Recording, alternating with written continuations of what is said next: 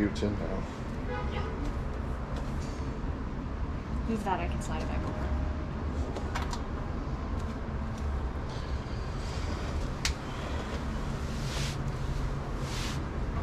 Set my feet up over here. That's good. So we're live. We're live. Hi everyone. Oh yeah, we're live. So welcome to San Jose. We'll just give everybody a couple of minutes that are just like popping online, because I know that's always usually takes people a couple of seconds to find the live link and get online.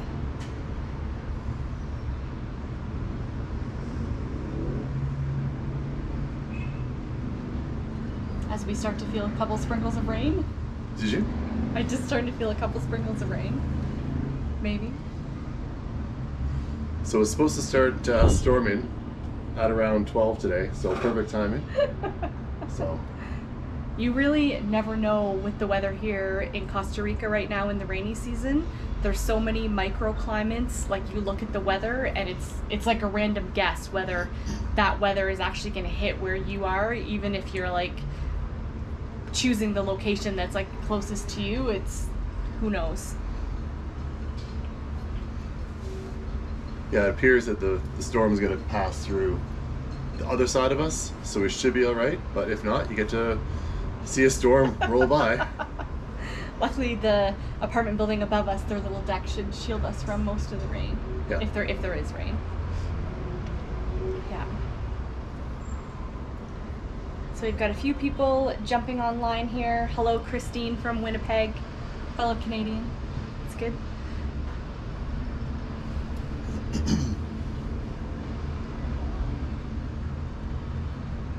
Well, definitely thank you everyone for taking time out of your Saturday to join us. For anybody that is watching, if you can just drop it in the comments, let us know how's the volume, can you hear us? We always do a sound check ahead of time, but it's always good just to make sure that there's not some equipment malfunction. We always try to go and set things up, go and pre-plan everything, and then the last minute it's always like a scramble. So today I don't think it was much of a scramble. I think everything seems to be working fine. So yeah, keep our fingers crossed. Yeah. We're pretty adaptive to thinking on the fly, planning things out, and then just kind of adapting. So that's the idea of this, pretty much this whole trip. That's why we're in San Jose. Yeah, that's how we ended up here, because this was not on our, we weren't even really going to come to San Jose other than just to pick up a couple things. Yeah, our plan was to just camp all the way through, but yeah. Plans change. I mean, I guess that's what happens when you're just living life and having fun. Yeah.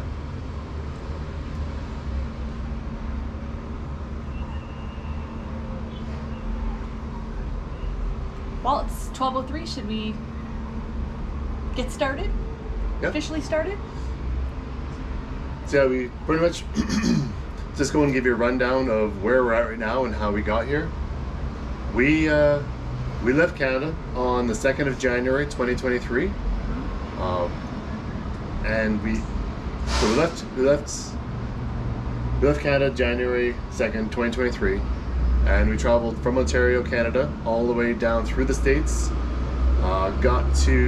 We basically burned through the States. We did. Also, let us know if the background's too noisy. We can try to go and fix a few of the sound, but anyway, we burned through the States. Because our whole idea was to get to Central America, and we left in January, so it's fairly cold in the States at the moment, or at that time. We got to Texas and went to Brownsville, Texas, crossed through Brownsville, Texas into Mexico. Yeah. The border crossing was an adventure. We basically accidentally crossed the border into Mexico without even being stamped in to Mexico, so we were kind of illegal for the whole time we were in Mexico. Yeah. A little nerve-wracking. Yeah. But we were a little illegal because they never stopped us.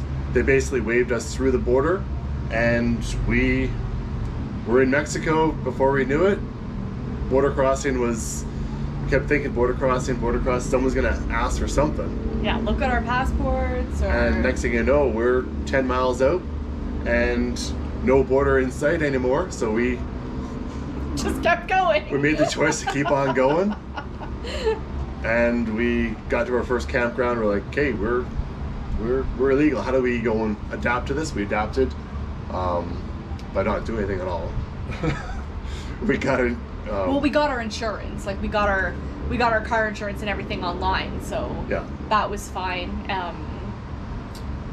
But we didn't technically have a tip, right? Yeah, there's no tip.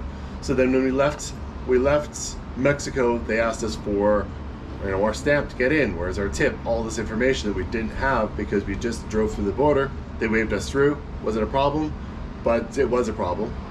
So they didn't know what to do with us. They phoned a bunch of people, the supervisors, and then they're like, okay, you're leaving. We're gonna go and charge you as if you were here in Mexico more than 30 days? 7 days. 7 days? Which we were. We were there for a week, so. Yeah, so they charged us the right amount. Got through Mexico. Camping sites were amazing there. Really I highly nice. recommend it. We didn't go to Mexico City. We will go to Mexico City. That wasn't in our agenda. Same as being in San Jose wasn't in our agenda at that time. Major cities, we were kind of just camping whole way through. That was our plan. We were on a overland trip, just camping. Well, and I think that's one of the hardest things when you are traveling through some of these countries. There's so many different places that you could stop and you could see. Like, you can easily spend months in a country. So it's a matter of like picking and choosing where you want to go, what you want to see, what kind of trip you're doing. Like Chris said, we were camping, so going into the heart of the cities didn't really make sense for us on that trip.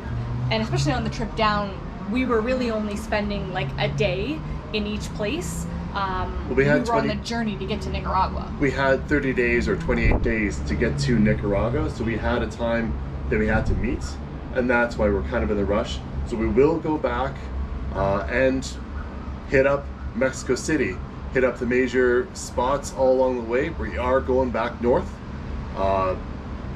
soon, once we leave Costa Rica. Yeah. So we got to the Mexico border into Guatemala. Border crossing there, leaving Mexico, they sorted it all out. They were good people, loved it. It was very nerve-wracking.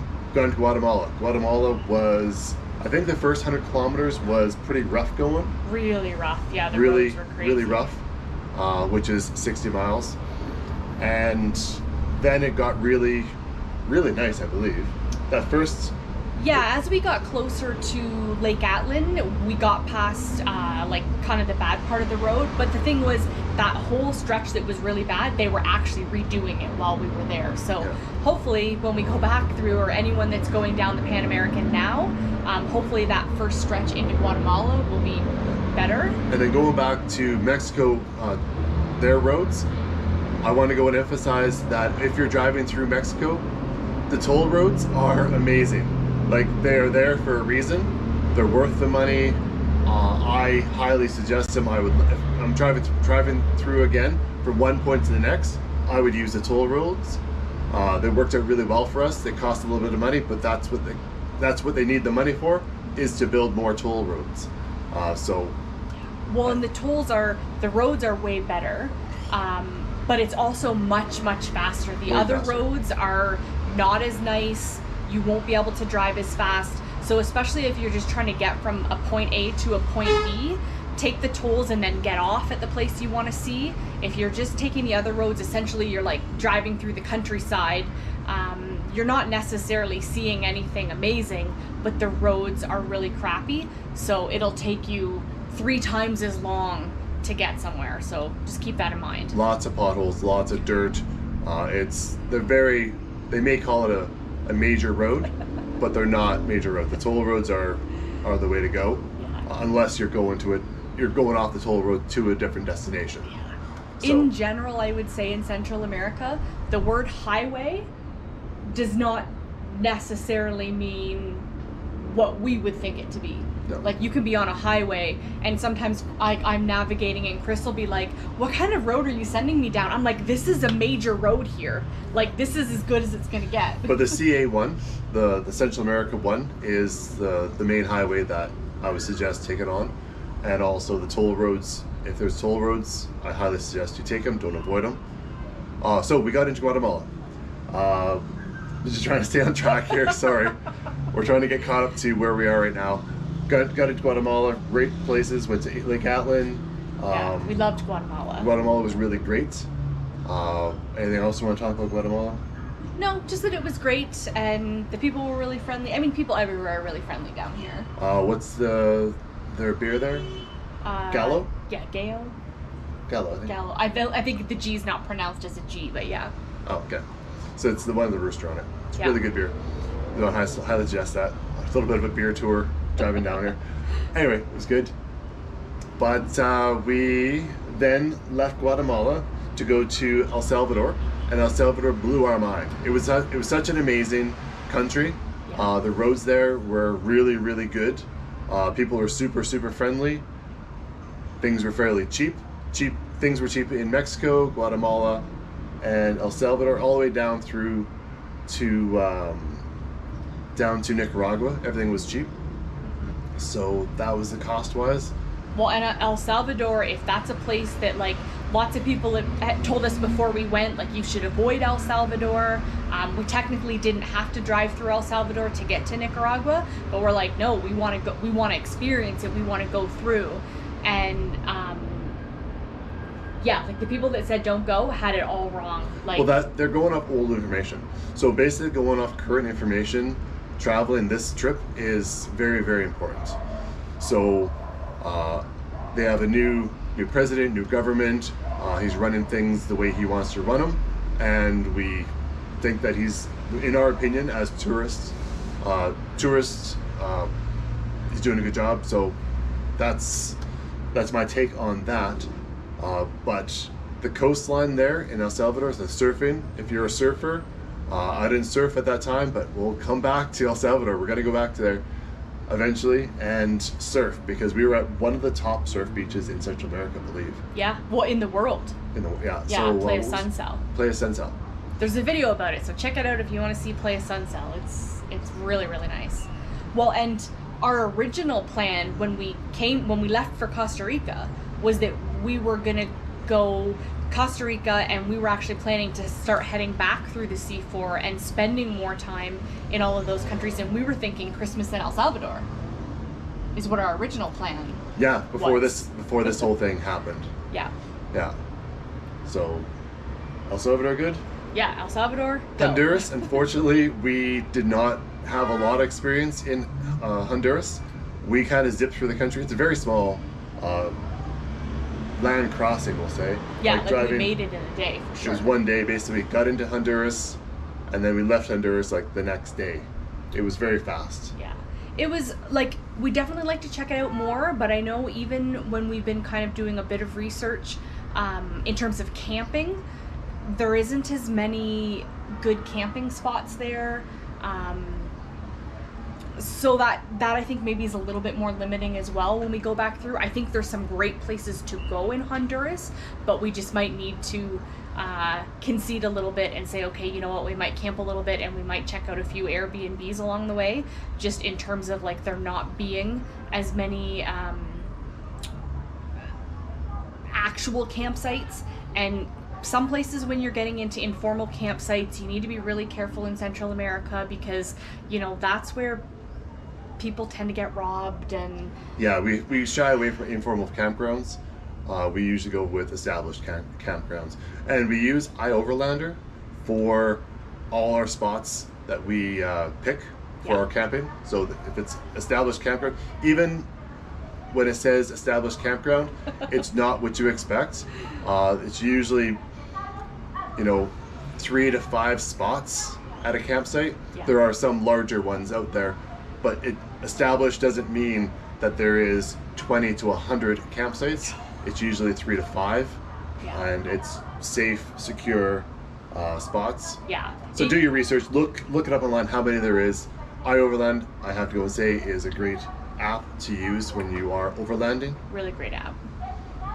Yeah. Yeah. So then we got into Nicaragua. Mm-hmm. Our That is now home. our home.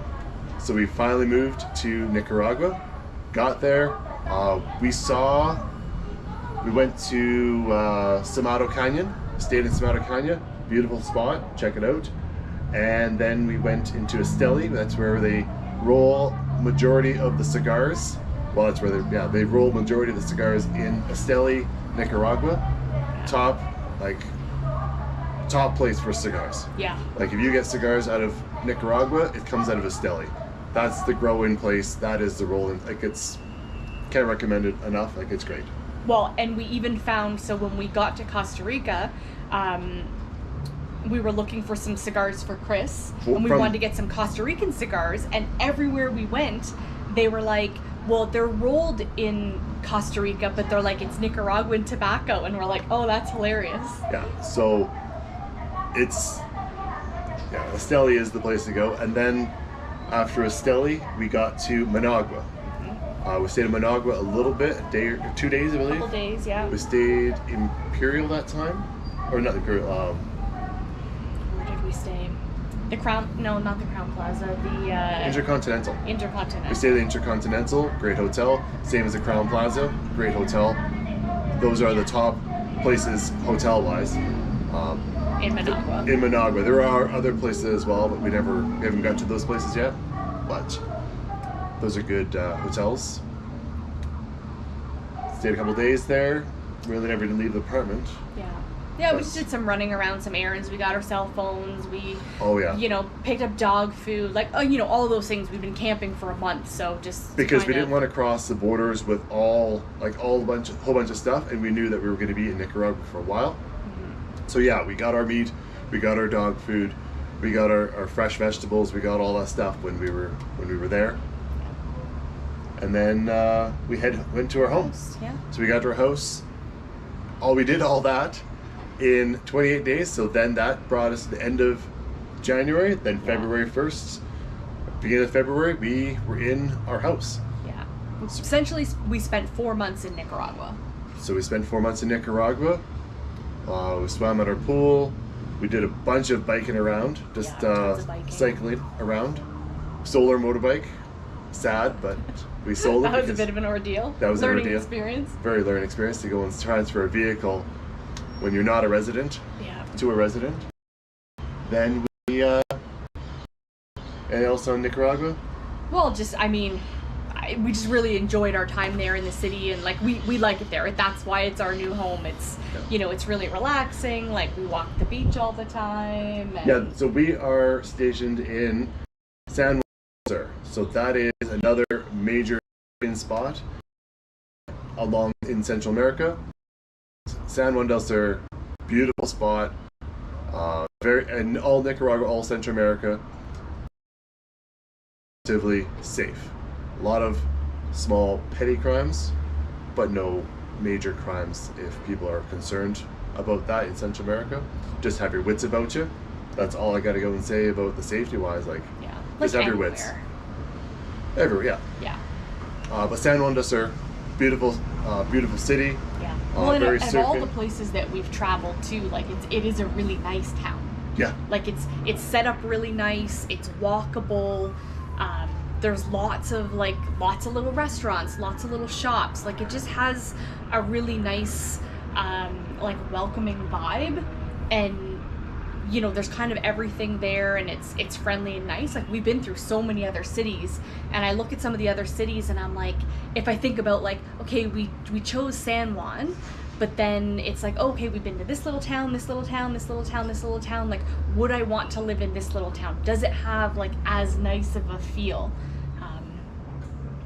I don't know if we found another town like that yet that has that same kind of little feel, and also has everything. Yeah. Well, it has everything, like you said, has everything you needed. Has the fish market. It has a lot of butchers. It has the fresh fruits and vegetable markets.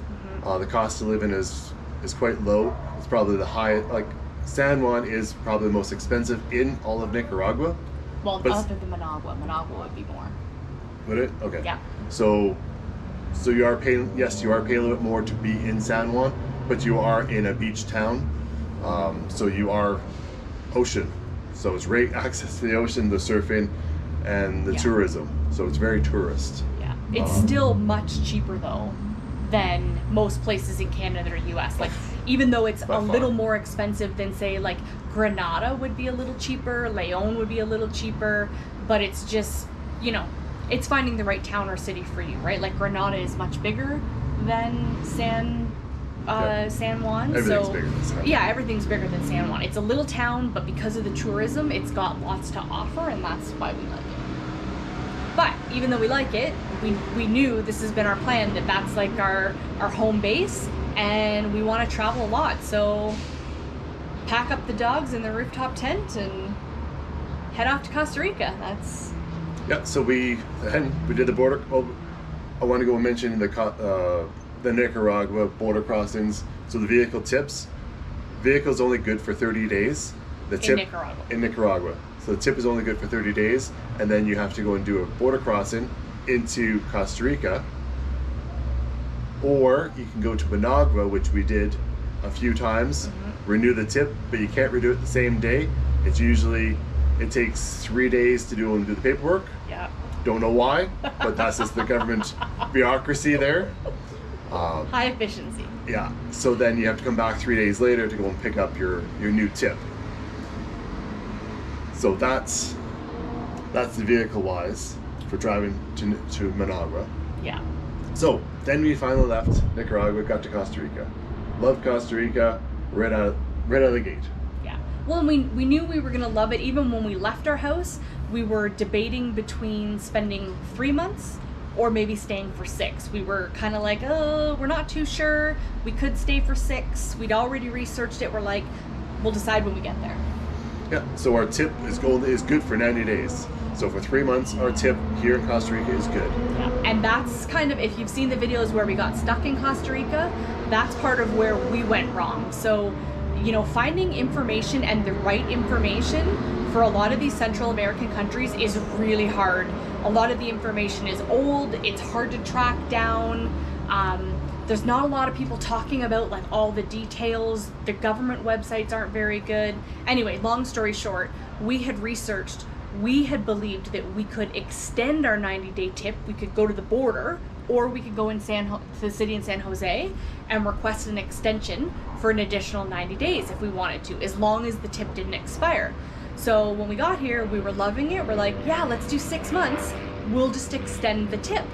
And even when we got the tip, there was like a check mark box right on the paperwork. Is this a new application or is it an extension? So everything we read, we're like, yeah, we can just extend it. And then, dun dun dun. No, you can't extend it. That was an old, that's basically COVID times. So that was COVID information that we got.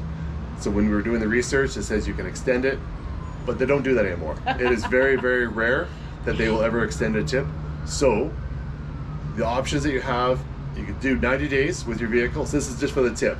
You personally can stay in Nicaragua or stay in Costa Rica 90 days as well. Well, 90 days and then renew your visa. Yeah, do a border and then run. do a border run and then do another 90 and keep doing that over perpetual. They kind of start frowning upon that if you do it for, you know, say 5 years. But you can keep renewing your Costa Rica visa. Yeah. If you have questions about doing a border run, there's actually a video about that on our channel, because we have to do that in Nicaragua as well, and we've had to do it here. Yeah. So yeah, Nicaragua as well, it's 90 days, but the vehicle's 30. Here in Costa Rica, it's vehicles 90, persons 90. But the vehicle can only stay here 90 days, and then it has to leave for 90 days. Yep. And then you can come back in with the vehicle. With the vehicle, you can come back in. Or the loop around for that is store the vehicle here in a government facility for 90 days, and then get your vehicle back out, and then you have that vehicle for another 90, store it for another 90, and you can keep doing that. So your vehicle is only in country for 180 days of the year. Yeah. And then you can be here perpetually. So your vehicle is for the 90 days that you store your vehicle, which we're in that boat. Yeah. Well, and that's also why we decided that we were going to stay in San Jose, because it's easily walkable. There's good public transit. There's Ubers. There's DDs. There's all of that, because we knew we were going to be vehicleless, and we were hoping that we tried, like, we contacted the Costa Rican government because of the whole screwworm thing. So not only were we facing the fact that we had incorrect information about the tip, and we were sorting that out, we could have left in 3 months and then carried on and visited the rest of the C4 and visited more of Costa Rica later. But we couldn't leave because at the time when we needed to leave, the Nicaragua border got closed because the screwworms closed for pets. And obviously we're traveling with our 2 bulldogs, Tigger and Penelope. So we contacted the Costa Rican government to say, hey, is it possible for us to get a vehicle extension? Our tip is about to run out, but we're in this dilemma. We have our 2 dogs, so we can't just drive back. And they told us to come to the city. They said, come to the office and ask personally.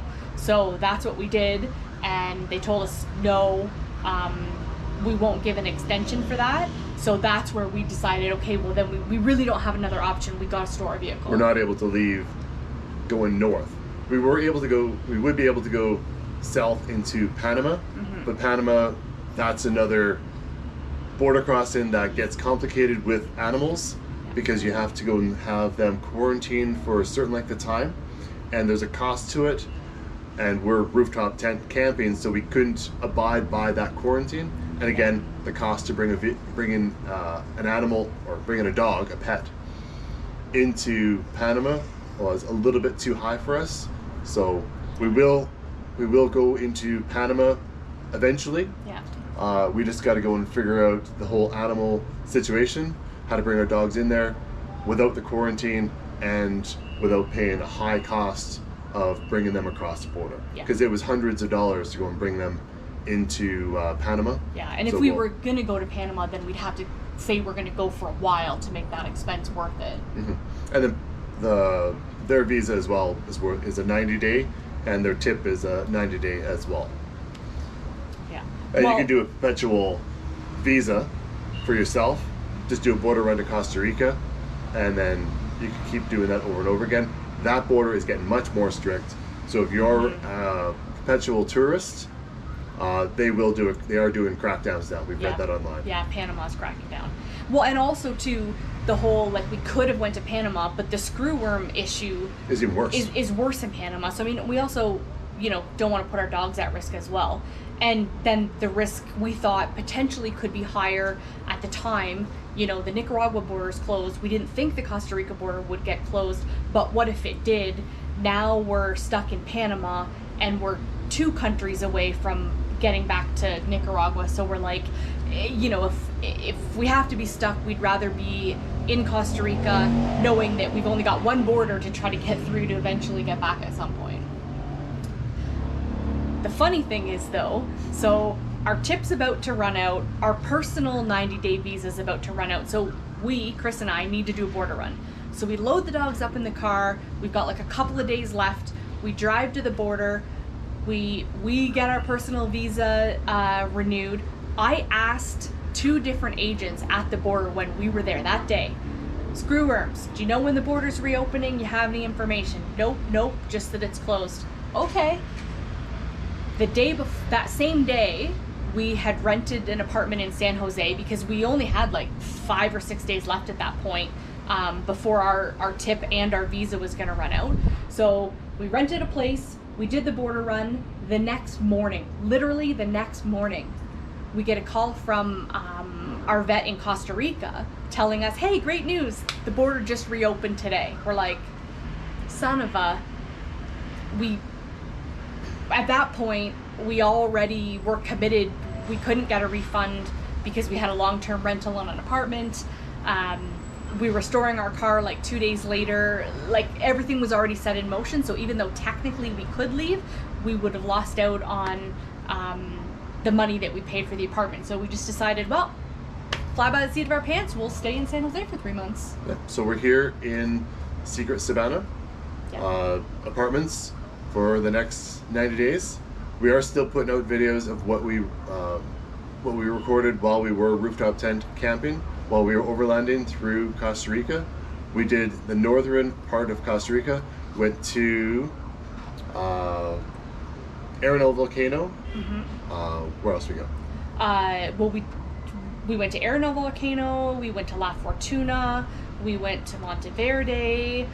We basically went all the way around Lake Arnold. Like, we literally drove and camped all the way around. And then we went kind of further up into the mountains, or the highlands they call them here. And then we went not quite to the Caribbean coast, we went almost to the Caribbean coast. But we are planning to camp at the Caribbean coast as well as hitting the Pacific coast once we spring our car back out. Yeah, which will be December. So we plan on end of November, 26, 27, maybe December 1st, getting our vehicle out of storage, and then our vehicle's good for 90 days. That's when our rooftop tent, our overlanding will begin again, and we'll try to go and hit Limon and Tamarindo. I'm not pronouncing these places right. To's way better on geography than me. Where else are we gonna go with it? Well, we're kind of gonna dot all along. We're gonna go to Limon, and I think it's there's another town past Limon. I can't remember the name of it, but we're gonna hit that side of the Caribbean coast, and then Tamarindo is kind of like a sort of midpoint along the Pacific coast in Costa Rica. We're kind of gonna go all along there, so there's lots of little places, little beaches, like there's Cocoa Beach, there's Hermosa Beach, there's Drake Bay, you need to drive very, very short distance to hit like every next little beach town. So we want to check that out for sure. Because we are doing Christmas in Costa Rica, I think we're gonna do Christmas along the coast. Have an Airbnb just for the Christmas and New Year's time. So that also kind of gives us a little bit more freedom as well, just because our only real concern with the coast is we don't want to be too hot for the dogs. So we know when we have the Airbnb, we'll be able to explore a little bit more, even if it is really hot. And if it is really hot when we're camping, we probably won't spend as much time camping on the coast. We'll head back inland.